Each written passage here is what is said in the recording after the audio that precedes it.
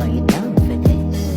If you're in the mood, take it to the moon. AXC mövzusunun sonu, yəni 3-cü məşğələdə yekunlaşdırdığımız mövzu. AXC dövlətini, digər dövlətlərlə münasibətləri, digər dövlətlərlə münasibətləri, bu günlər keçəcəyimiz mövzu, AXC mövzusunun 3-cü məşğələdə bitir. Gəlin danışaq. Deməli, uşaqlar, ilk əvvəl, mövzunun əvvəlində biz AXC-ni keçəndə nə demişdim? Demişdim ki, AXC dövləti yarandı. Və yadınıza gəlirmi, dediyim 1918-ci il dekabr ayının 7-də parlament yaradıldı. Düz, parlamentin sədri oldu Əli-Mərdad Topçubaşov. Amma dedik ki, məlum səbəbə görə Topçubaşov ölkə arasında olmadığına görə onun vəzifəsini müavinləri Cəfərov Ağayev yerinə yetirdi. Düzdür, Topçubaşov həmin zaman Paris konferansına getmişdi, AXC-ni, Azərbaycan Respublikasını tanıtdırmaq məqsədi ilə. Başa düşdü. İndi həmin məsələni deyirik. AXC-nin xarici siyasətində əsas iki məqsədi var. Əsas nə idi? Dövlətin suverenliyi və ərazi bütövlüyünü təmin etmək. Suverenliyi, yəni müstəqilliyini və ərazi bütövlüyünü təmin etməkdir. Digər xarici dövlətlərə tanıtdırmaq, AXC-nin müstəqil dövlətçiliyi tanıtdırmasını təmin etməkdir. Məqsəd bu. İndi bu məqsədə sonuna çatıb, sonuna deyəcək. Gəlin biz AXC-nin Osmanlı ilə münasibətindən danışaq. Uşaqlar, AXC-nin müstəqilliyi tanıyan ilk dövlət Osmanlı dövləti. 1918-ci il 4 gün keçmişik. Batum müqaviləsi ilə AXC-nin müstəqilliyi tanıyan ilk dövlət Osmanlı dövləti. Və yadımıza gəlirmi, nə demişdik? Demişdik ki, Batum müqaviləsi nəticəsində Osmanlı qoşunları Nuri Paşanın başçılığı ilə gəldilər, AXC qoşununa köməklik göstərdilər. Və AXC qoşununa köməklik göstərəndən sonra nə dedik?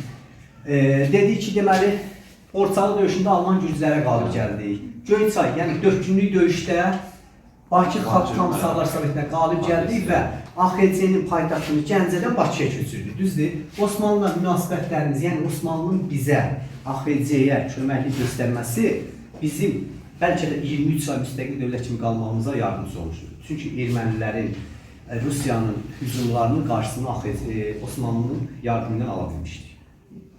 Sonra aşağılar, Birinci Dünya müharibəsini keçəcək. 1918-ci ildə Birinci Dünya müharibəsində Osmanlı dövləti məğlub oldu. Mudros müqaviləsindən çıxdı. Mudros müqaviləsinin şərtlərindən birində göstərir ki, Osmanlı Cənubi Qafqazı tərk etməlidir. Yəni, haran Azərbaycanı tərk etdi. Təbii ki, bu bizim üçün belə ağır oldu nəticəsi. Danışırıq, AXC-nin Ermənistanla münasibəti bəlli olacaq. Ermənistan AXC münasibəti necə ola bilər? Deməli, AXC Ermənistan yaranandan sonra Ermənistan dedi, mənə paytaxt şəhəri lazımdır. Dövlətin paytaxtı olur axı. Paytaxt lazım. Birinci Gümrü şəhərinin paytaxtı istədi, Aleksandr Osmanlılar. Gümrü o zaman kimlərin əlindeydi? Osmanlı əlindeydi. Buna görə də Azərbaycandan istədi. 1918-ci il may ayının 29-unda biz İrəvan şəhərimizi ermənilərə verdik, ermənilər üzərində paytaxta çevirdilər, o adlandırdılar Yerevan. Danışdıq. Və şərt nə idi? Şərt o idi ki, biz İrəvanı veririk, bizim digər torpaqlarımızdan, salam, ermənilər bizim Zəngəzur torpaqlarımızdan, Qarabağ torpaqlarımızdan əl çəkməlidirlər. Amma bununla belə yeni xeyri olmadı, ermənilər yenə öz iddialarını irəli sürüyor. Gəlirik AXC-nin Dağlı Respublikası ilə münasibət. Dağlı deyəndə uşaqlar Şimali Qafqazdan söhbət gedir. Biz Cənubi Qafqazıq. Şimali Qafqaz Respublikaları olub, onlara ümumiyyətlə deyirlər Dağlı Respublikası. Dağlı Respublikası ilə AXC-nin münasibətləri, əvvəl münasibətlər ərazi iddiası problemi çıxır oradan. Sonra münasibətləri qaydaya saldıq. Dağlı Respublikası bizi şimaldan hücumlardan qoruyurdu. Şimaldan hücum. Hətta biz onlara maliyyə yardımda eləmişdik. Lakin sonra Dağlı Respublikası 1919-da sülhə uğradıldı. Kim tərəfindən? Sovet Rusiyası. Sovet Rusiyasından danışılır. Getdi Denikin tərəfindən. Rəşid bəy Kaplanov adında şəxs olub, Dağlı Respublikasının yaratmasında rol olub. Bu şəxsin AXC-də böyük rol olmuşdur. AXC-nin quruzlarına bir olmuşdur. Gəldik AXC-nin Gürcistanla münasibətləri. Uşaqlar, dedik ki, Sovet Rusiyası Denikin, Dağlı Respublikası sülhə uğradandan sonra hücum elədi hara? Cənubi Qafqaz, Azərbaycana. Tez bu zaman biz 1919-cu il iyun ayında Gürcistandan hərbi müdafiə müqaviləsi imzaladıq. Dostluq yox ha. Tezdə düşür, dostluq səhv fikirdir. Hərbi müdafiə müqaviləsi imzaladıq. Müqaviləyə görə Denikin təhlükəsinə qarşı birlikdə mübarizə aparacaqdır. Əməkdaşlığımız 3 il çəkəcəkdir. 3 il.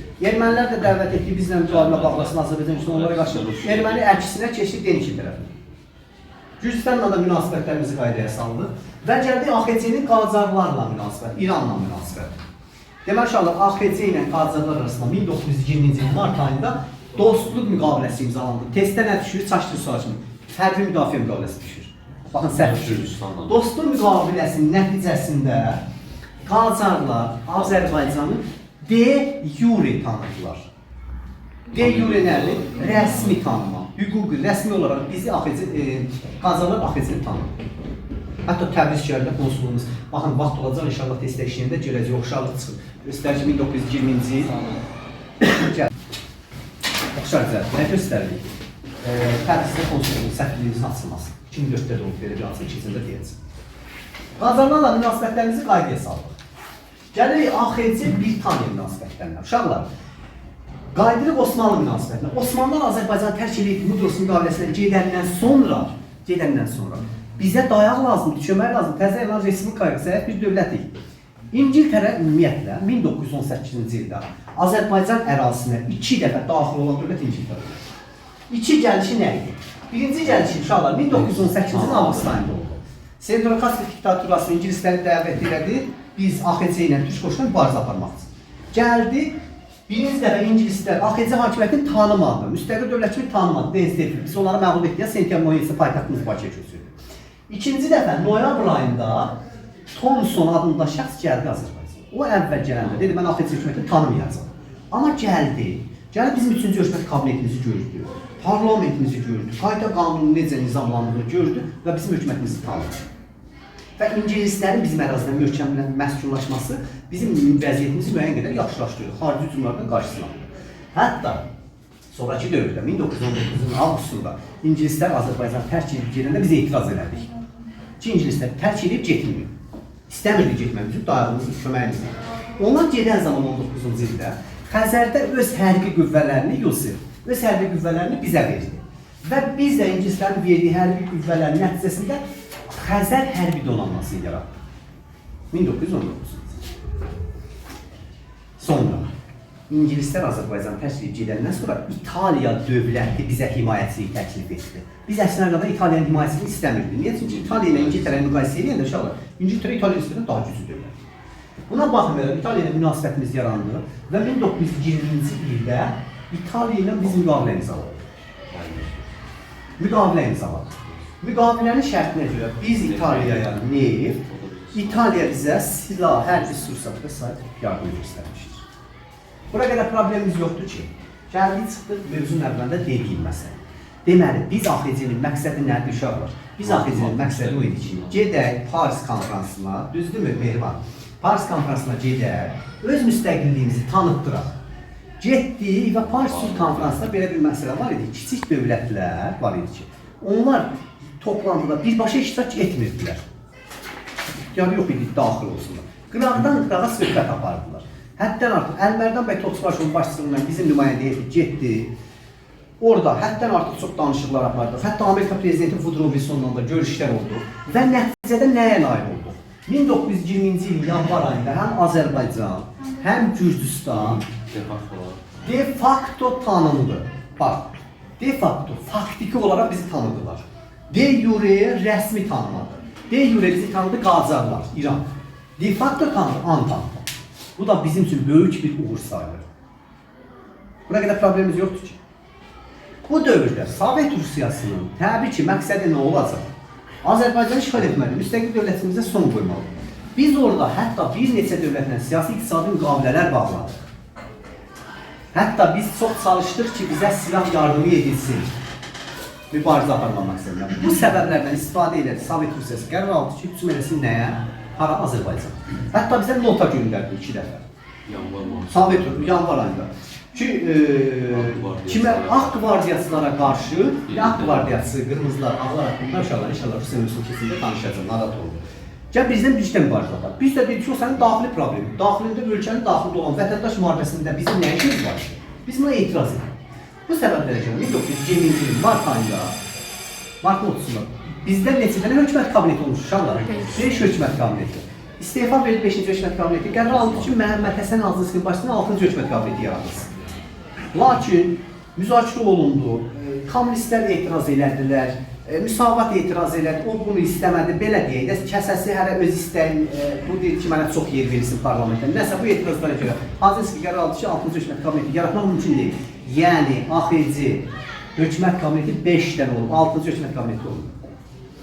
Və Sovet Rusiyası hücum etdi. Təbii ki, Sovet Rusiyasının əl altısı kimlər olacaq? Ermənilər. Bu zaman ermənilər də fəaliyyətə keçdi.